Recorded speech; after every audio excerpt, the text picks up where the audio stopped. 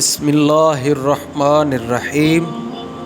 شروع کرتا ہوں اللہ کے نام سے جو بڑا مہربان نہایت رحم کرنے والا ہے۔ اسی کی بادشاہی ہے، وہ اکیلا ہے، اس کا کوئی ہمسر نہیں، وہی عبادت کے لائق ہے، نہ اس نے کسی کو جنا نہ اس کو کسی نے جنا، وہ اس جیسا کوئی ہمسر نہیں۔ حضرت محمد مصطفیٰ صلی اللہ علیہ وآلہ وسلم اللہ کے رسول اور بندے ہیں، میں گواہی دیتا ہوں۔ حضرت محمد مصطفیٰ صلی اللہ علیہ وآلہ وسلم اللہ کے آخری رسول اور پیغمبر ہیں۔ السلام علیکم ورحمۃ اللہ وبرکاتہ۔ مقام زندگی میں خوش آمدید۔ آج پھر ایک نئی اور خوبصورت ویڈیو کے ساتھ۔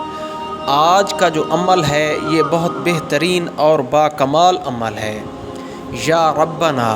آج ہم اس کے بارے میں بتائیں گے کہ یہ پڑھنے سے کیا کیا فوائد حاصل ہوتے ہیں۔ اگر آپ ہمارے چینل پہ نئے ہیں تو ہمارے چینل کو سبسکرائب کر لیں، بیل آئیکن کا بٹن ضرور دبائیے گا تاکہ آنے والی ہر اچھی ویڈیو آپ کو مل سکے۔ اللہ تعالیٰ کے ہر نام میں با کمال صلاحیت صفات چھپی ہیں۔ آپ اگر اللہ تعالیٰ کے کسی نام کو بھی پڑھیں تو اللہ تعالیٰ آپ کو بہت کچھ عطا کرتا ہے۔ اللہ تعالیٰ کی اگر آپ تعریف کریں تو اللہ تعالیٰ خوش ہوتا ہے۔ تو آپ اگر یا ودودو پڑھیں تو وہ محبت کے لیے ہے، یا لطیفو پڑھیں تو وہ آپ کی روزی کے لیے ہے۔ اگر آپ یا ذوالجلال والاکرام پڑھیں تو وہ آپ کسی سے کاروبار کی لین دین رکھیں تو اس میں آپ کو فائدہ ہوگا۔ اگر آپ یا معزو پڑھیں تو اللہ تعالیٰ آپ کو بہت عزت دیتا ہے۔ ایسے ہی یہ ہے یا ربنا۔ اگر آپ یہ یا ربنا پڑھنا شروع کر دیں تو آپ پر جتنے بھی مسائل ہیں، آپ کو جتنی بھی مشکلات کا سامنا ہے وہ ساری ختم ہو جائیں گی۔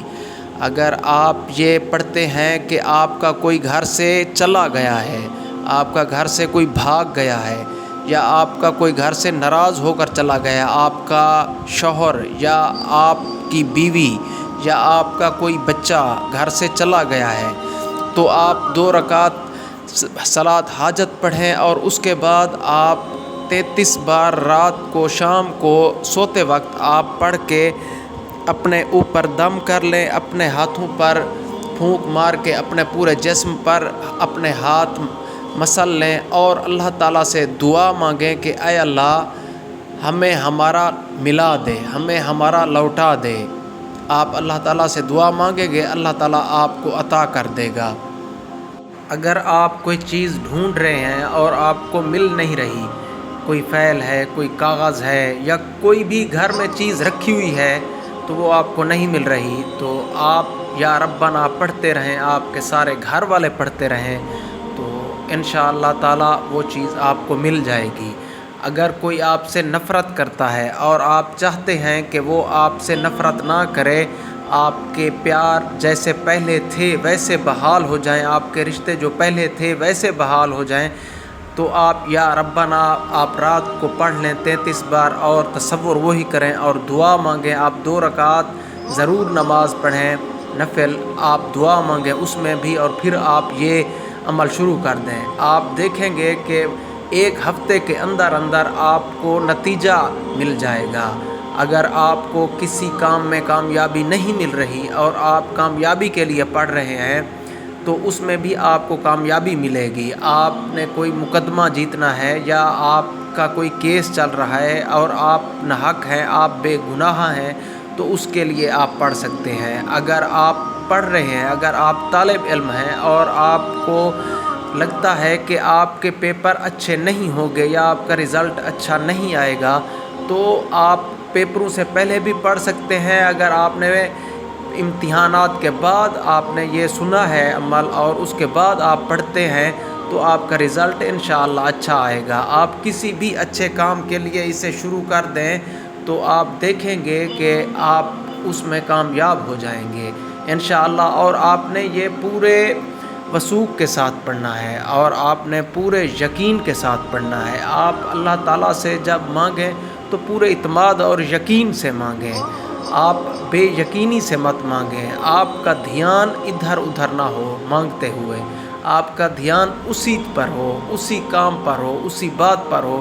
اللہ تعالیٰ نے ہمیں پیدا کیا ہے تو اللہ تعالیٰ ہم سے کیسے دور ہو سکتا ہے؟ اللہ تعالیٰ تو ہماری شہرت کے بھی قریب ہے، لیکن ہمارے گناہ ہیں جو ہمیں اللہ تعالیٰ سے دور کر دیتے ہیں۔ تو ہمیں گناہوں سے بھی توبہ کرنی چاہیے اور ہمیں نماز قائم کرنی چاہیے۔ حضرت علی رضی اللہ تعالیٰ عنہ سے پوچھا گیا کہ ہمیں کیسے معلوم ہوگا کہ ہم اللہ تعالیٰ کے قریب ہو رہے ہیں یا اللہ تعالیٰ کے دور ہو رہے ہیں، پاس ہو رہے ہیں یا دور ہو رہے ہیں؟ تو حضرت علی رضی اللہ تعالیٰ عنہ نے فرمایا کہ اگر آپ کوئی گناہ کرتے ہیں تو آپ اللہ تعالیٰ سے دور ہوتے ہیں، اگر آپ کوئی اچھا کام کرتے ہیں تو آپ اللہ تعالیٰ کے قریب ہوتے ہیں، اور آپ اگر گناہ سے باز نہیں آ رہے تو آپ ساتھ میں نیکی بھی کر لیا کریں۔ اگر آپ سے کوئی گناہ سرزد ہو گیا ہے تو آپ توبہ کریں، کوشش کریں کہ دوبارہ نہ ہو، لیکن ساتھ میں آپ نیکی ایک ضرور کریں۔ جتنا بڑا گناہ کیا ہے آپ نے اتنی بڑی ایک نیکی کریں، کیونکہ نیکی گناہوں کو مٹا دیتی ہے۔ آپ کوئی بھی نیکی کریں تو وہ آپ کے گناہوں کو مٹا دے گی۔ اگر آپ گناہ کرتے جائیں گے تو ایسا آپ کے دل پر ان کا غبار چڑھے گا کہ آپ اللہ تعالیٰ سے توبہ بھی نہیں کر پائیں گے، آپ کو توبہ بھی نصیب نہیں ہوگی۔ تو آپ جب بھی یا ربنا یہ آیات پڑھیں تو پورے وثوق سے پڑھیں، پوری آپ دل سے پڑھیں، آپ اپنی پوری خواہش سے پڑھیں۔ تو یہ جائز کام کے لیے کسی بھی آپ پڑھ سکتے ہیں۔ اگر آپ حرام کھا رہے ہیں تو آپ کوئی بھی دعا مانگتے ہیں اس میں آپ کو کبھی کامیابی نہیں ملے گی۔ تو آپ حرام کے لقمے سے بچیں۔ حضور پاک صلی اللہ علیہ وآلہ وسلم نے فرمایا تھا کہ ایک وقت ایسا آ جائے گا کہ لوگ حلال اور حرام میں کوئی فرق نہیں سمجھیں گے، حلال اور حرام کی کوئی آپ کو پرکھ پہچان نہیں ہوگی۔ تو آج دیکھ لیں کتنے مسلمان ہیں جو حرام کھا رہے ہیں، لیکن ان کو پتہ بھی نہیں ہوتا، ان کو محسوس بھی نہیں ہوتا کہ ہم حرام کھا رہے ہیں۔ کو چاہیے کہ آپ اپنا محاسبہ ضرور کریں۔ ہم یہ تو روز کہتے ہیں کہ بجلی کا بل اتنا آ رہا ہے، اور ہم یہ روز کہتے ہیں کہ سیاستدان اتنے کرپٹ اور چور آ رہے ہیں، اور ہم یہ روز کہتے ہیں کہ مہنگائی اتنا ہو گئی ہے، ہم پر ظلم ہو رہا ہے، لیکن ہم نے یہ کبھی نہیں کہا کہ ہماری نماز چھوٹ گئی ہے، کتنا بڑا گناہ ہو گیا ہے، کتنا بڑی مصیبت آنے والی ہے، ہم نے اتنا بڑا گناہ کر دیا ہے۔ ہم نے کبھی ظلم پر، ناانصافی پر، نماز پر کبھی آواز نہیں اٹھائی، اور ہم نے جب بھی اٹھائی مہنگائی پر اٹھائی، بلوں کی مہنگائی پر اٹھائی، پٹرول پر، ڈالر پر ہم نے آواز اٹھائی، سیاستدان پر آواز اٹھائی۔ جو اصل ہمارا مقصد تھا اس کے لیے ہم نے کبھی بھی آواز نہیں اٹھائی۔